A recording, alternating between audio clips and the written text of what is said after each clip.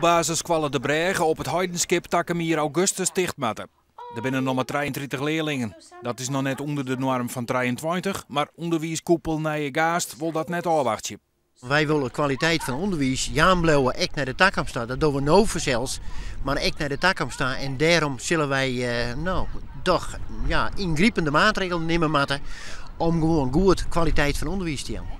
Nijengaast wil waarom nou 4 keer een squalen van 70 bijen en 5 maar 150, dat opvang is van moa's betiet ons zo'n jongs. Mooie plan, maar op het Heidenskip vinden ze het maar niet. Wel begrijpelijk, maar toch spietig? Zeer spietig. En ook wel begrijpelijk aan de andere kant, ja. Het is zonde voor de squallen natuurlijk. Ja, voor het dorp ook, maar voor de squallen. Het is een leuke squal, ik werk je met plezier.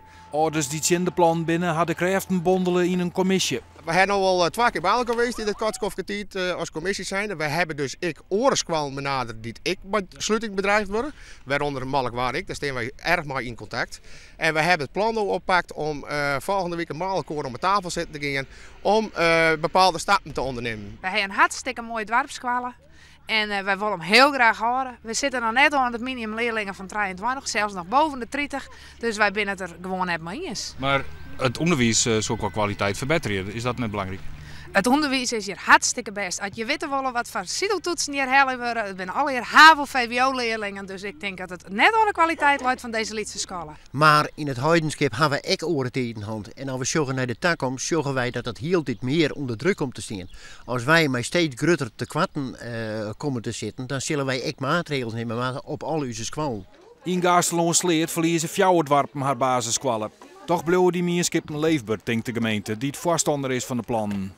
Er ben ik een hele soort dorpen in Friesland die net een squallen hebben. En die blik je op geen enkele manier minder leefbaar te wijzen dan het dorp mooi een squallen. Nou, als voorbeeld wat wij hier hebben bijvoorbeeld is Harig. Harig heeft zo'n hier en daar al net meer een squallen. Maar dat is een hartstikke goed leefbaar dorp. Maar een hele actieve verenigingscultuur. Hele actieve korfbalclub. Dus we zorgen dat een dorp zonder squallen op zich prima leefbaar is. In 2000 moeten de plannen volslijn uitgevoerd wijzen. Maar net altijd onder leerlingen op het Heidenskip luidt.